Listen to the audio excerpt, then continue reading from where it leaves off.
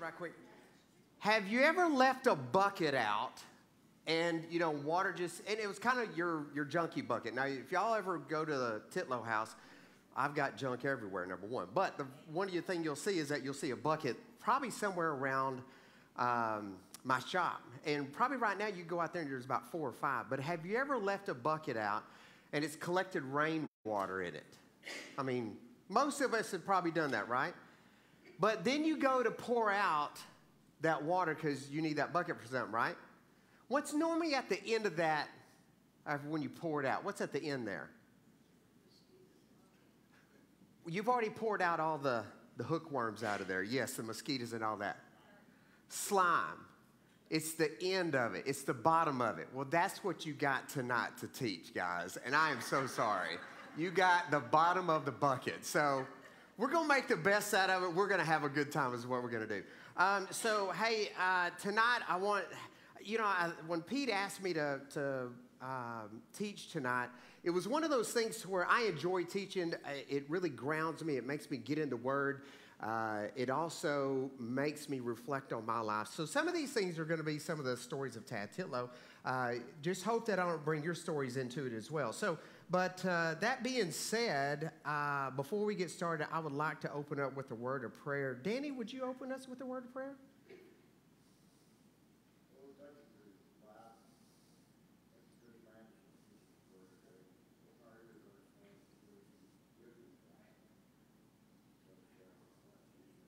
Amen. Thank you. I also want to stop and say welcome. Welcome you visitors. Welcome members as well. In life we have experiences, and I ask the question, how many of us have experienced something that you really didn't want to experience, but when you turn around, you look at it, you're glad that you did experience it. Something good came out of it. Most of us, I would probably venture to say, have. So I was listening to a preacher one time, and young guy, he's probably my age, real young. And he was talking about how much that he enjoyed Mexican food. Mexican food, if you asked him, where do you want me to go eat at? Mexican food is going to be it. Let me really take it to the level where he thought Mexican food was. He thinks Mexican food is probably going to be, there's a buffet in heaven, matter of fact. There's a river of queso. Okay, so you got a river of queso. Then you also have the chimichanga tree. So you just go by your chimichanga tree, grab that chimichanga, dip it in the river of queso. He already had it envisioned. It was so good to where he had that thought of like, look, that's got to be just a little taste of heaven that we have down here. Well, one night, he and his wife decided they were going to go out. It was date night. And on that, you know how it is.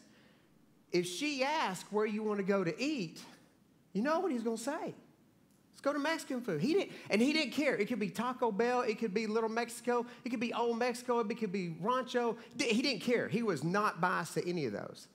But he said, no. He said, I'm just going to throw it on the table.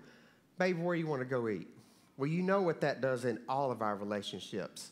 And let me just throw Linda Titlow in this mix right quick. Hey, Linda. She's thinking, Lord, what is he about to say? I see that face right now. Where do you want to go eat? I don't know. Where do you want to go eat? Well, I'm not the picky one here. Yeah, but you're the one that gets the food at the office or whatever like that. Babe, you don't. So it's almost a divorce court right there in the car, is it not? I mean, I'll guarantee you, if you don't, you're not doing your spousely duty in the car is what I'm saying. But he decided, look, we're going to go where she likes to go eat, and she loves Italian food. Loves Italian food. So they go to the Italian restaurant. When they pull in to the parking lot, he's already whining inside. Now, he's not whining outside. He's just... it's hurting him. So they go up there. First thing is, there's a wait. You walk in, there's a wait. Hey, let me ask you this. When you go to Jalapeno Tree, how long does it take them to seat you? It's not very long, is it? But he's thinking in his head, got to sacrifice for my wife here. So then they get the menu.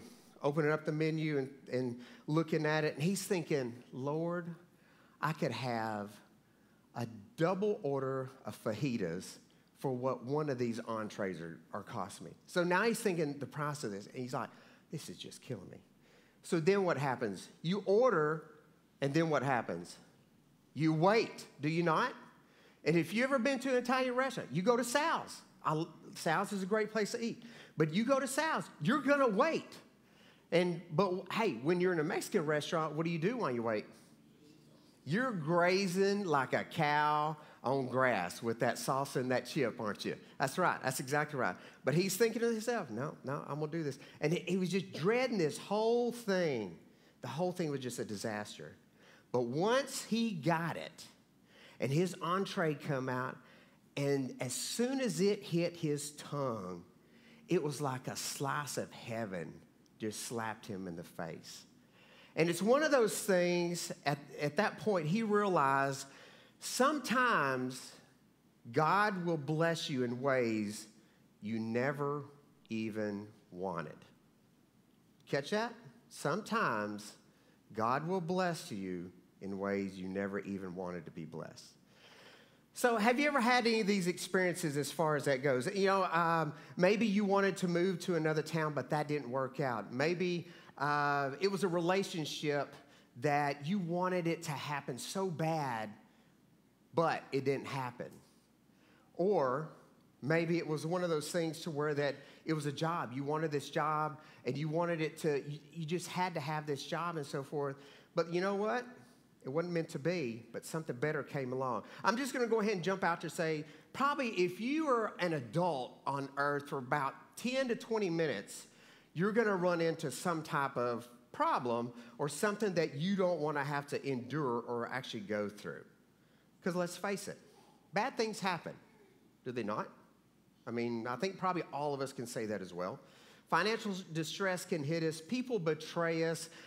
Struggles happen. We have disagreements. Other people also abandon us. People let us down, do they not? And then you get a diagnosis that you don't want.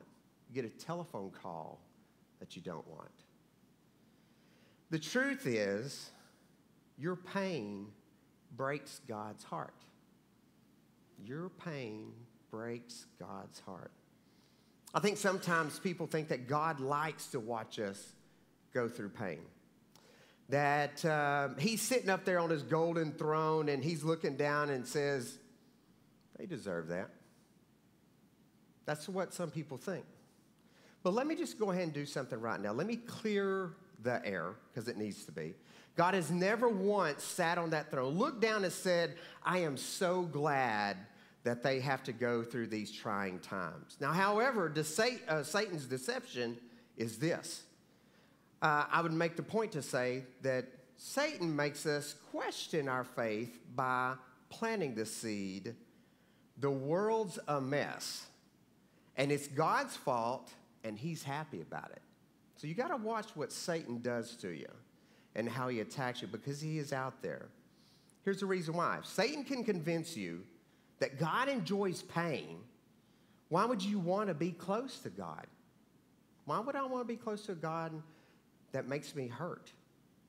So what Satan ends up doing is that he makes you think that God's happy that you're in pain. Well, let me just tell you, that's a polar opposite. God doesn't enjoy pain. Hey, John 11. You Bible scholars in here, because y'all are way smarter than me. John 11, what about verse 33? Shortest verse in the Bible. What is it? 35, thank you. See? Jesus wept. What was he weeping for, though? Let me back up just a little bit and backtrack and say, hey, look, that whole story was about what? It's about Lazarus dying, was it not? So that being said, all the people around him were crying. They were sad. What were they sad about? What are we sad about when somebody dies? We miss them, do we not? It hurts. They left us. But why did Jesus weep there? Did he weep because Lazarus was dead?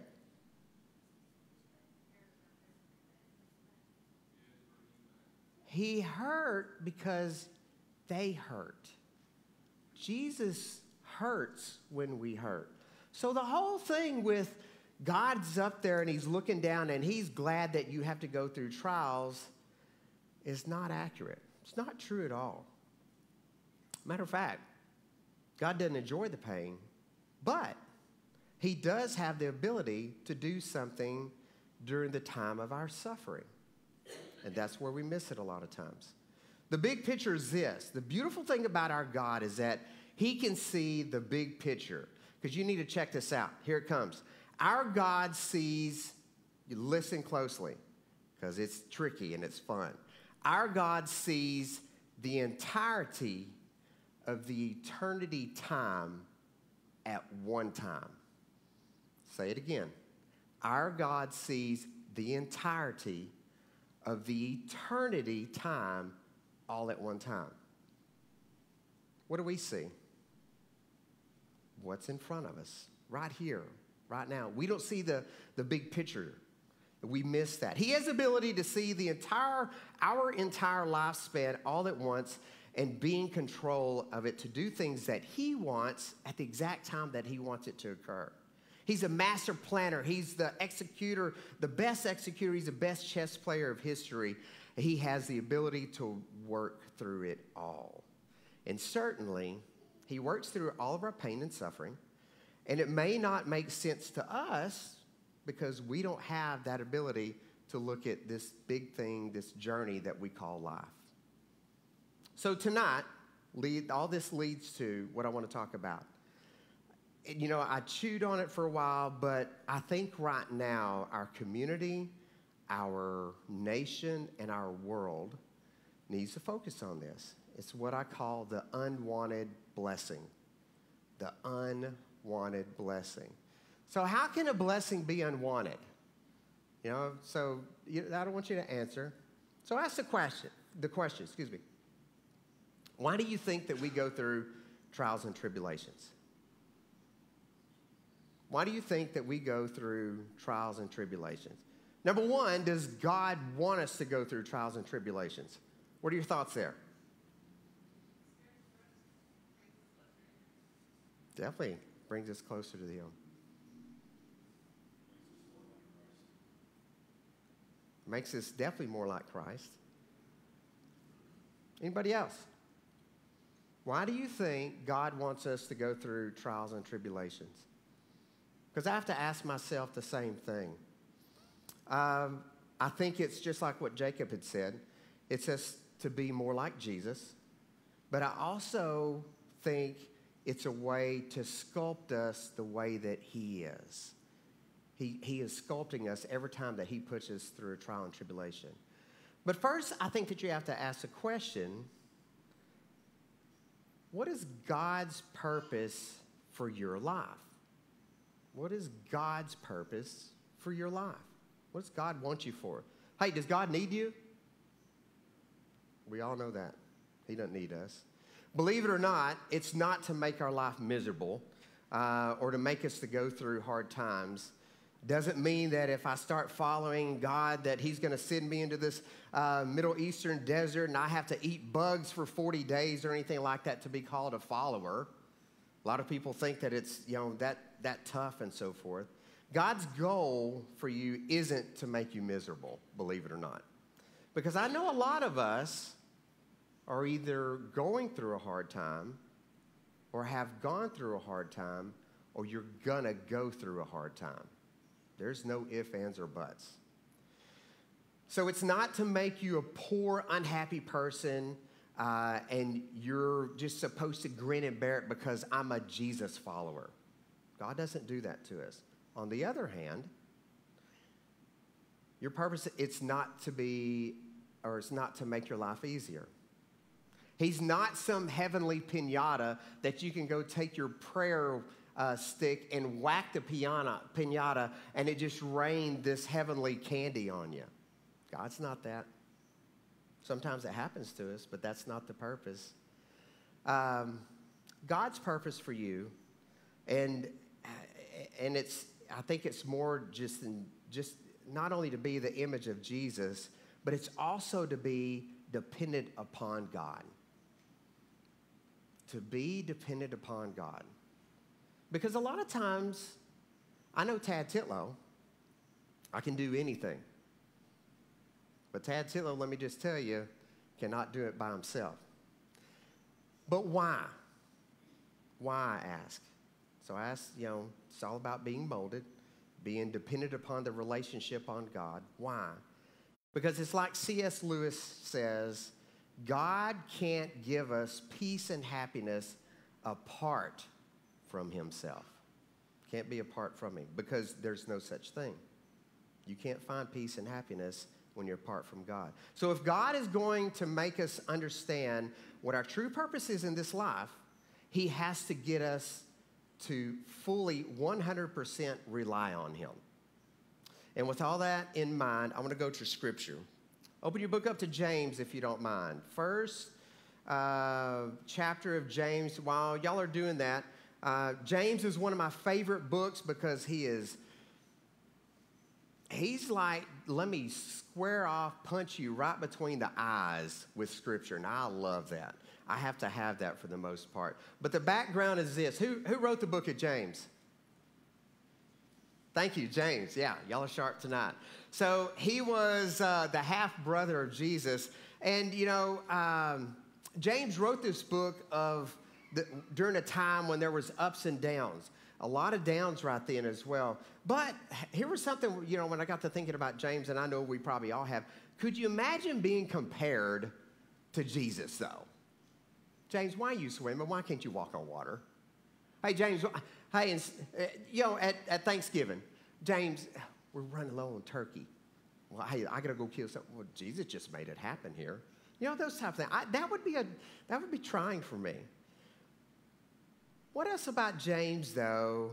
Did he believe Jesus was the Messiah before he was crucified? He struggled with that. No, he didn't believe it.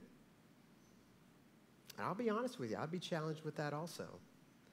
But he could not deny the fact that he saw a dead man, his brother, hang on that cross, get taken down, thrown into a tomb, and 3 days later walk out of that joker, though.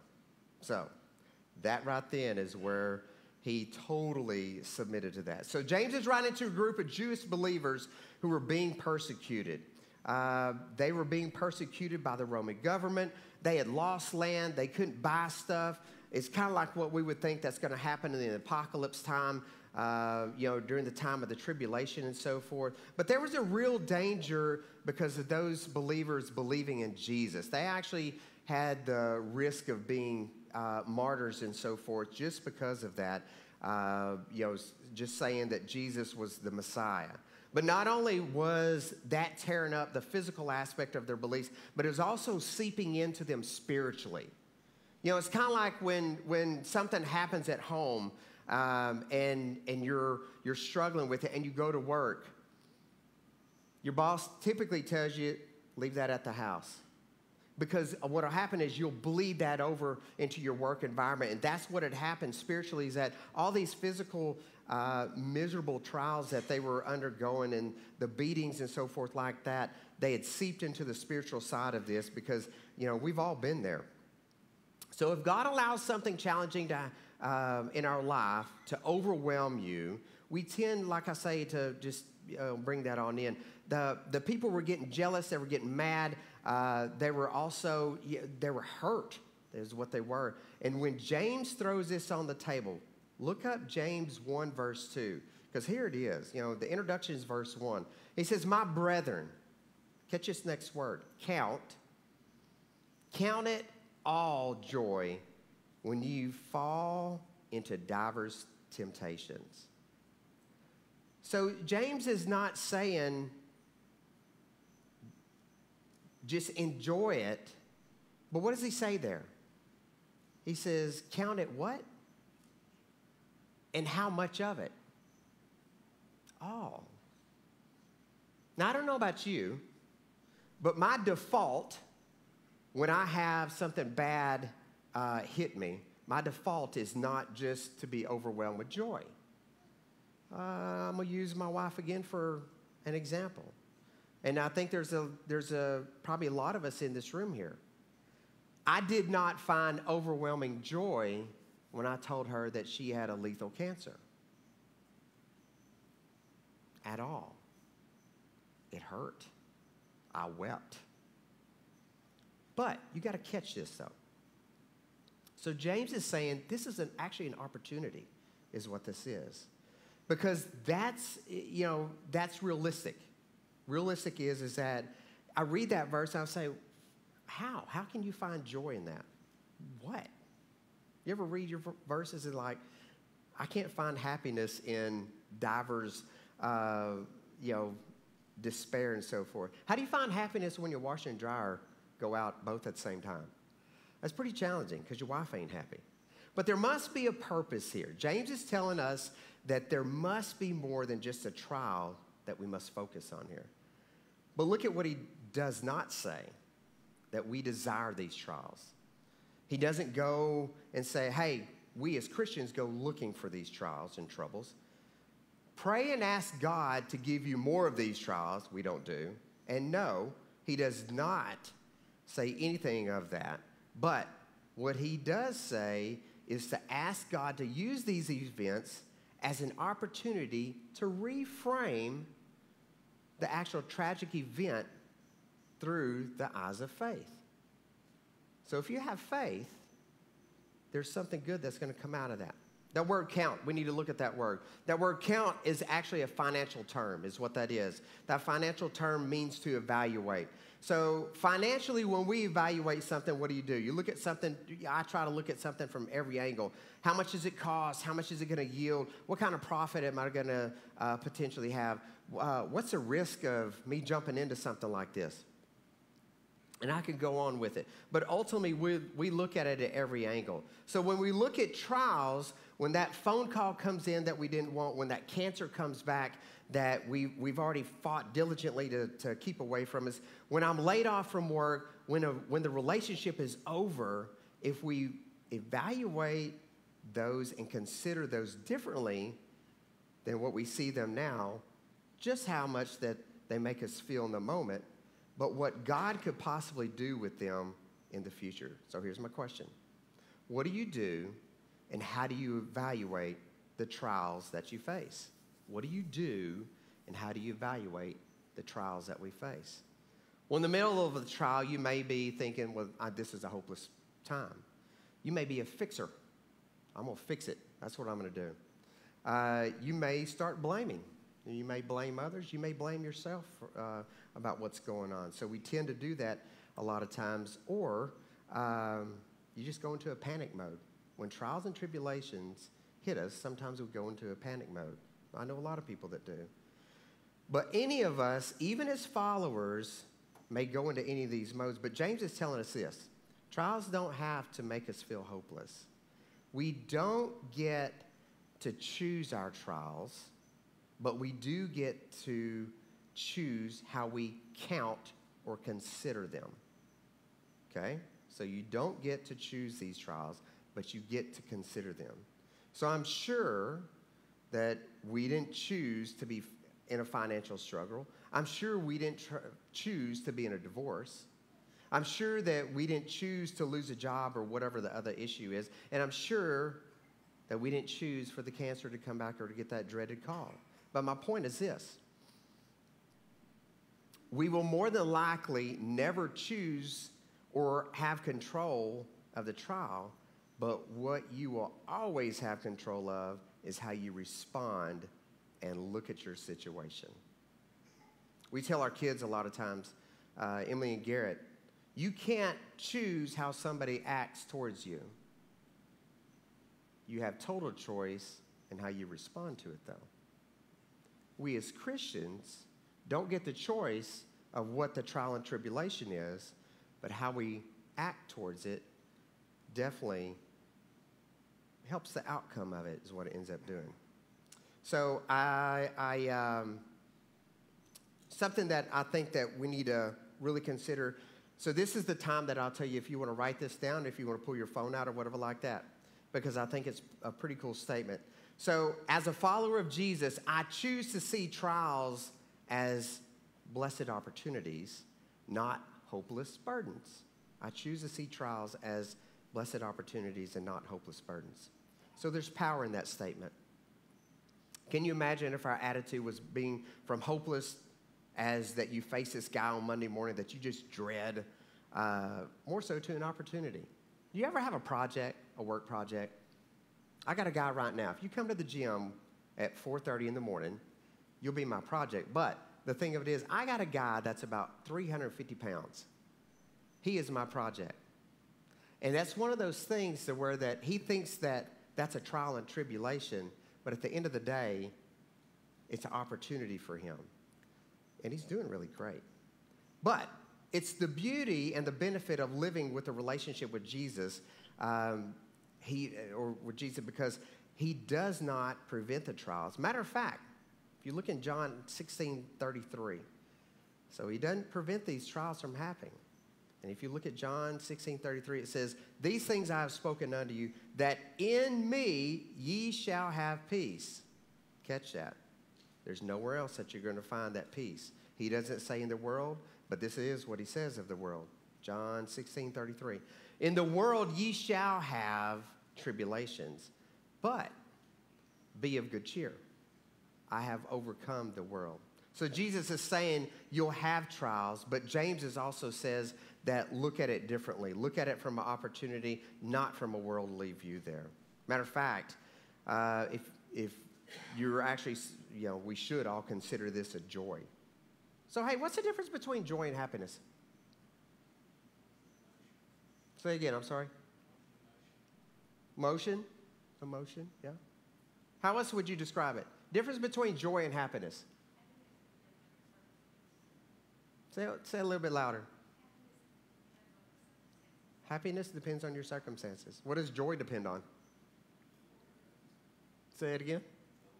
The Lord. That's exactly right. You cannot find peace in anything in this world, and you will not find joy in anything in this world.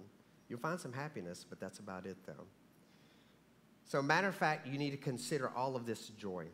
So, it's a definitive decision, not a default decision. A definitive decision, not a default decision. So, we do not default to consider our trials to bring joy, do we not? But as followers of Jesus, we have the hope through our faith to know someone or something, good is going to happen out of this trial, this life trial that we may have. And we may have to make a choice to allow God to do something through the trial that we face. Did you catch that?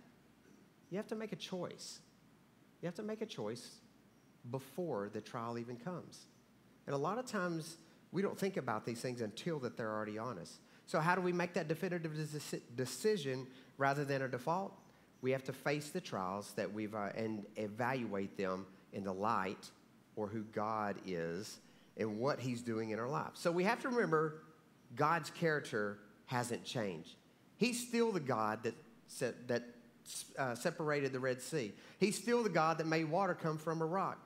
He's also the God who saved 3 Jewish guys from the inferno, and there's a 4th one in there. Don't forget about him as well. He's still the God who fed the thousands out of a little fish and bread. Our God has not changed, is my point here. He is not going to change. But my point is that there's no trial too big for him, and the one and only living God can conquer them all. In fact, I believe who God really is made known to us during trials. I believe that who we believe God really is made known to us during trials. If you've never had a trial in your life, let me just tell you, you are a lucky guy or gal. So look how James writes that verse, back to verse 1 there. He's not belittling the believers. He's not saying, suck it up, get over it. If anything, he's telling them, hey, trials, they'll be coming, and you're going to have them. But how you evaluate them through the eyes of God, they will be blessings because they're an opportunity for God to do something through those. And originally, when I was writing this, writing my notes up, I wrote it as trials are inevitable and consider them opportunity. But He didn't inspire James to write it that way. He didn't inspire it at all. God inspired James to write it the way that he did because he was determined to see your trials as an opportunity for joy as a decision before the trial even gets there. Because outlook often determines outcome.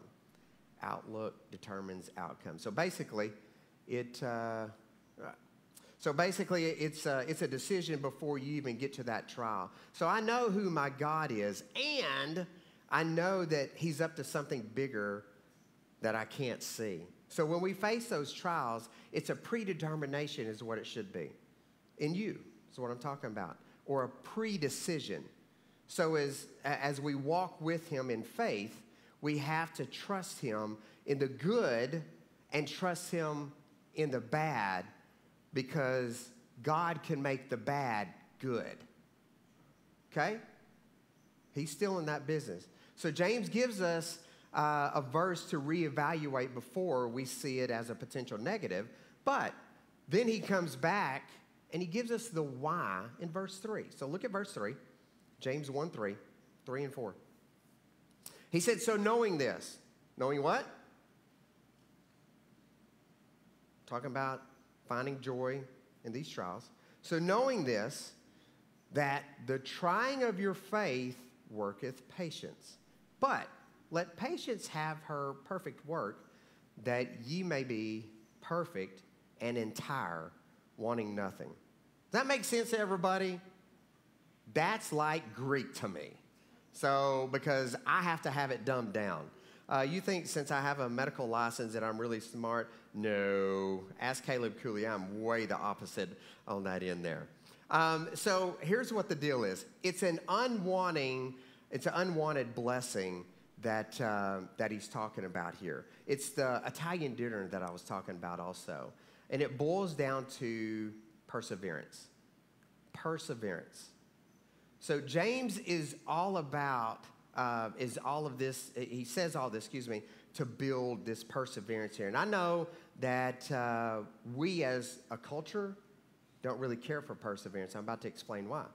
And I'll probably get some head nods out of this. But God is actually doing something here. He is developing something inside of you with your perseverance. He's developing perseverance, and with that perseverance, there's a purpose. That perseverance is the ability to keep going even when things get hard, and it's a stay in the power. Quick story right quick. Caleb Cooley and I, we're in Colorado. Caleb's down. Caleb's sick. So he wakes up that morning. We're 14 miles back into the wilderness. We're in a tent. It's cold, but it's good because the elk are bugling. Life is real good. So it takes about a mile and a half, maybe 2 mile walk just to get to where they're bugling. And if y'all have ever been in the mountains at about 10 to 11,000 feet, it takes a little wind out of you is what it does. We were in elk all morning long. Great morning. I can see this in heaven. I mean, it was one of those days. So Caleb, he is on my heels. Me being the older cat, I can't let the young cat make me look bad, right, Kenneth? Can't do that. You got to be the strong cat here. Yeah. So we're going along, and about that time, Caleb has just shot a bear. He's like, Titlow, there's a bear. Shoot him, Caleb.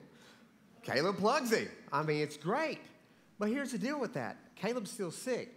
We weren't there to bear hunt. I had an elk that I had on my mind that he was going to shoot. So we go up this hill, and it's cat scratching, digging, bow is hanging on. You're trying to tripod, but I knew that if we didn't persevere to get to a certain level, we were going to miss an opportunity. What'd I tell you to do, Caleb? Let's go, boy. That's what God is telling us. God tells us, let's go, boy.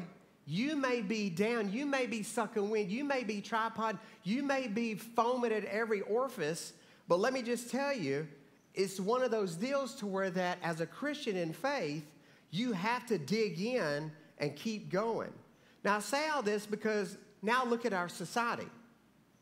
Our society these days are a tap out quick, let me get out of this situation if it gets a little tough. We live in a, what I call a quick cancel culture. Quick cancel, let me hit the cancel button, culture is what we're doing here. So we live in this culture, and if somebody says it's not doing what I want it to do, get rid of it. Excuse me. Then they just call the whole thing off. If the relationship isn't going the way that I want it to go, get out of it. If I don't like my job because of somebody on Monday morning is gloom and doom, what am I going to do? Get another job or leave it or whatever like that. There's no perseverance. And if you don't want to do it anymore, just tap out, just quit. So, and I'll give you another example. If you're on a diet for 2 days and you don't have a six-pack, what do? Go back to eating Hershey Kisses, right? I lost more weight on Hershey Kisses than what I did when I was actually eating healthy. So yeah, like I say. So we don't like perseverance is what it boils down to. But here's the deal. If we just stick with it, stick it out, most of the time, it would develop something inside you. Bible perseverance is a whole different level of perseverance. We say that we have perseverance. I'm going to say, no, we're weak. I'm just going to go and tell you we're weak. We say we have it all bad and all that other stuff. No, we don't. Because if you look at Bible perseverance, it's not just some passive acceptance of all the bad stuff that happens to us now and then. It's a courageous perseverance. It took courage for them to have perseverance, and that's what makes us who we are today because of those things. In fact, there was more suffering and more difficulty back then than what we could ever even imagine. The word temptation or testing is the same word as trial. It's found in 1 Peter chapter 1, verse 7. It says this, that the trial of your faith, okay, the test of your faith, the trial of your faith, being much more precious than gold and perished through the tried with fire. Woo, can't talk anymore. Might it be found unto praise and honor and glory at the appearing of Jesus Christ. Catch that. The test of your faith is going to give Jesus the glory and the honor there. So true relationships and true faith must pass the test. This plays itself out in everybody in this room. No way around it. An example is, and I think it's Papa that always told this story, talking about faith. There's a guy that he had a tightrope across Niagara Falls, wasn't it? So that tightrope, he walked it and he came back. You believe that he can walk it again and come back? Probably so. He walked it once. Then he got a wheelbarrow. Put that wheelbarrow on that tightrope. He walked over there and back. You believe that he could probably walk it again and go back? He did it 5 times. Does that help you believe that he can go over there and come back with that wheelbarrow? Does me. But your faith happens when you get in the wheelbarrow and you get comfortable in that wheelbarrow, because that wheelbarrow has you caught, has everything that you need. There's no way around that. Until your faith is tested, you can't know God at the entry level per se. And you may talk him up occasionally. You may come to church occasionally. But your faith isn't real until it's tested. Look at verse 4. James 1, verse 4. We're going to wrap it up here in just a second. It says that you're going to be mature and complete here. So verse 4, it says, but let patience have her perfect work, that ye may be perfect and entire, wanting nothing. So everything is perfect there. So when you read this on the surface, who in here has seen faith pay your water bill, your electric bill? I mean, I've never seen it just pay one. But, you know, it's one of those deals that how many of us would actually say that I'm lacking something today? I'm lacking money. I'm lacking peace. I'm lacking patience. I'm lacking faith. I'm lacking wisdom. these Jewish believers that James was writing to would have definitely felt like they were lacking something. So here's what I've noticed in my walk with Christ. My trials actually reveal to me what blessings truly are. My trials reveal to me what blessings truly are. One of my biggest trials is when I told my wife that she had a deadly cancer. And she'll sit here and tell you, I can't even look at you, but she'll sit here and she'll tell you, he just broke down. Because when something like that happens,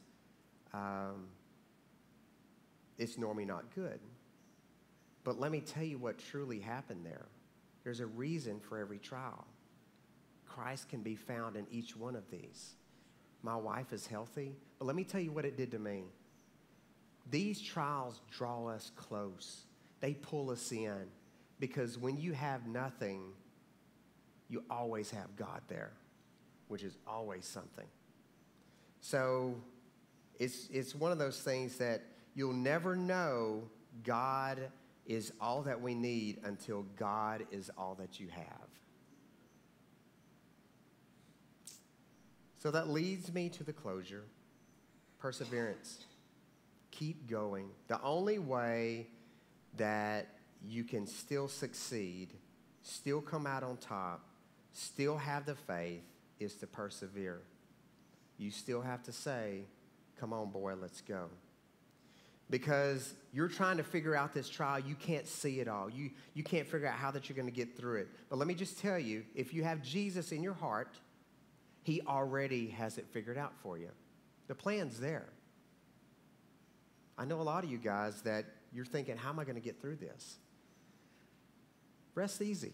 Sit back in that wheelbarrow and enjoy the waterfall. Maybe you're still sitting uneasy in a chair or in a wheelbarrow, and maybe your faith is a little wobbly and weak. Come on, boy, let's go. That's what it boils down to. To tie it together, as believers, we choose to believe trials are blessed opportunities, not hopeless burdens. So how do we receive these blessings? Well, first, if you're not a child of God, it's very simple. Just even where you are. You don't have to come up. You don't have to kneel. You don't have to do anything. You could be sitting where you're at. If you don't know Christ as your personal Savior, now's the perfect opportunity.